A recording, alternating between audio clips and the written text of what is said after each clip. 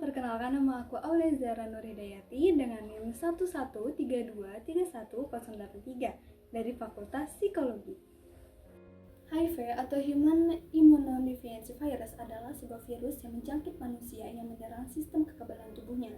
Ia dapat melemahkan atau bahkan mematikan sistem imun manusia.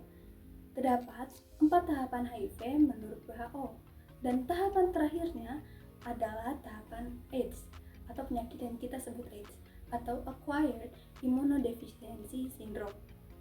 Seseorang dapat dikatakan mengidap HIV ataupun AIDS ketika ia telah melakukan serangkaian observasi dari laboratorium. Menurut Kementerian Kesehatan tahun 2022, mayoritas pengidap HIV dan AIDS itu berada di sekitaran usia 15-25 tahun. Hal ini sangat disayangkan mengingat HIV dan AIDS tidak dapat disembuhkan.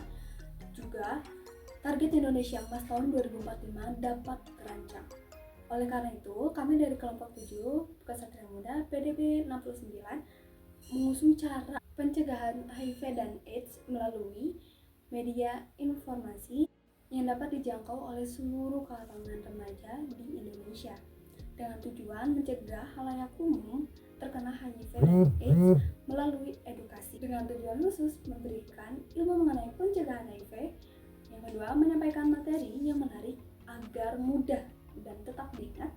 Lalu yang terakhir, menyampaikan materi secara masif agar semua kalangan remaja di Indonesia dapat menerapkan ilmu pencegahan HIV dan AIDS.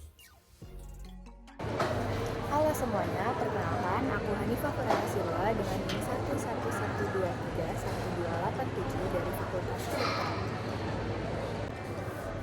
Penyebab AIDS adalah HIV.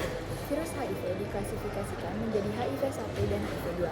HIV-1 lebih tersebar luas di seluruh dunia dan lebih mudah ditularkan, serta HIV-1 berasal dari Afrika Tengah.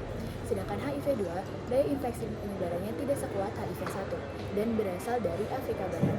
Kedua varian virus ini secara antigen terkait dengan virus imunodefisiensi yang ditemukan terutama pada primata. Hai, aku Elizabeth Natalia Indah dengan NIM 422311078 dari Fakultas Vokasi. Penularan HIV/AIDS terjadi akibat hubungan seksual dan juga parenteral, yakni transfusi darah, penyalahgunaan narkoba suntik, penularan ibu kepada anak saat proses melahirkan, dan pemberian ASI. Menurut Astindari dan Lumintang tahun 2014, hubungan seksual tanpa pelindung di mana salah satu individu yang berhubungan seksual tersebut telah terinfeksi HIV, perilaku heteroseksual, LSL, pekerja seks dan pasangannya, penggunaan tato, dapat menjadi faktor resiko tertularnya infeksi HIV. Berdasarkan Murni tahun 2016, virus HIV berada di dalam sebagian cairan tubuh orang yang telah terinfeksi HIV, yakni di dalam darah, air mani, cairan vagina, dan juga air susu ibu. Pencegahan HIV/AIDS. Penyebab utama penularan HIV adalah melalui hubungan seksual, sehingga pencegahannya difokuskan pada hubungan seksual. Untuk mencegah tertularnya HIV, seseorang harus berperilaku seksual yang aman dengan tidak berganti-ganti pasangan dan tidak melakukan pergaulan bebas. Apabila salah seorang pasangan sudah terinfeksi HIV, maka dalam melakukan hubungan seksual harus menggunakan alat kontrasepsi yaitu kondom untuk mencegah penularan kepada pasangannya. Yang kedua, pencegahan penularan melalui darah, yaitu dengan memastikan darah yang dipakai untuk transfusi tidak tercemar HIV, dan suntik atau alat lain yang dapat melukai kulit tidak digunakan secara bergantian, membersihkan alat-alat seperti jarum, alat cukur, alat tusuk seperti tindik, dan lain-lain dengan penggunaan disinfektan. Halo semuanya, perkenalkan saya Cesaria Nabila Prasetya Putri dengan NIM 121231218. Saya dari Fakultas Kedokteran Gigi. Jadi di sini saya akan menjelaskan metode pelaksanaan proyek kelompok kami. Untuk metode pelaksanaan dalam mata kuliah KPD Pengantar Kolaborasi dan Keilmuan, kami membuat proyek dengan tema pentingnya edukasi dan pencegahan penyebaran HIV atau AIDS di kalangan remaja. Kami menggunakan metode observasi partisipatoris. Metode observasi partisipatoris ini dideskripsikan sebagai metode pengamatan di mana peneliti memposisikan dirinya sebagai partisipan sebagaimana pula orang lain yang sedang diobservasi. Untuk perencanaan dan tahapan pelaksanaan, kami melakukan koordinasi dengan pihak terkait yang berkaitan dengan organisasi kesehatan, membuat dan menyusun materi penyuluhan yang mencakup informasi dasar tentang HIV atau AIDS, cara pencegahan, serta penanganannya. Menyiapkan media penyuluhan seperti PPT, poster, serta video edukasi. Untuk penyusunan perencanaan, waktu dan tempat untuk pelaksanaan kegiatan akan dilaksanakan kurang lebih pada pertengahan bulan. Nama kegiatan yang kita ambil yakni pentingnya edukasi dan pencegahan penyebaran HIV atau AIDS di kalangan remaja.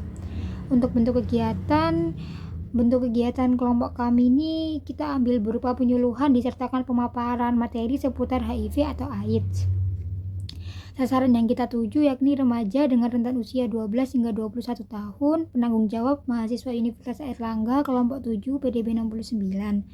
Untuk pelaksanaan penyuluhan ini, kita akan memberikan penjelasan mengenai definisi HIV, penyebab HIV, serta cara menangani pencegahan saat terjangkit HIV atau AIDS. Menjelaskan upaya pencegahan HIV, kemudian kita akan membuka sesi tanya jawab atau Q&A di akhir materi serta diskusi interaktif dengan yang bersangkutan, yakni peserta dengan rentan usia 12 hingga 21 tahun. Sekian dari saya, terima kasih.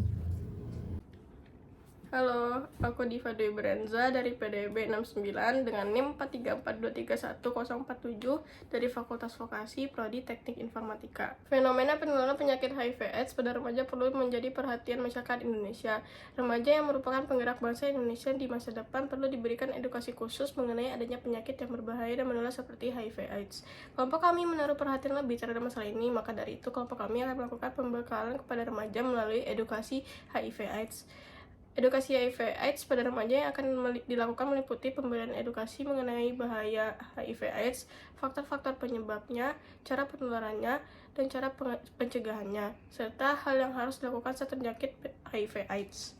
Dan untuk proposal ini terdapat beberapa saran yang kami berikan. Yang pertama, perlu waktu pelaksanaan yang lebih jelas agar pengurusan izin dapat lebih efektif.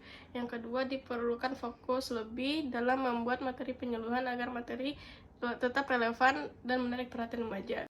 Halo, perkenalkan nama saya Niken Putra Salina, biasanya dipanggil Ken. NIM saya 0132310093. Saya berasal dari Fakultas Vokasi, Prodi Perbajakan. Di sini saya akan menjelaskan tentang studi kasus terkait pentingnya edukasi dan pencegahan penyebaran HIV atau AIDS di kalangan remaja. Nah, untuk studi kasus yang pertama, seperti yang kita tahu, pada tahun 2014, hubungan seks menempati peringkat teratas dalam hal penyebaran terbesar kasus di Provinsi Gorontalo. Kekhawatiran ini meningkat terhadap HIV dan AIDS di provinsi tersebut, ditandai dengan peningkatan signifikan jumlah kasus dalam rentang waktu 3 tahun terakhir, pengguna narkoba suntik, serta waria, yang diperkirakan mencapai 416 orang di Provinsi Gorontalo pada tahun 2011. Data ini didapatkan dari data estimasi nasional. Nah, angka-angka tersebut belum mencakup kalkulasi potensi risiko pada profesi tenaga kesehatan yang rentan terhadap penularan HIV akibat interaksi dengan pasien dan keterbatasan penerapan tindakan pencegahan universal.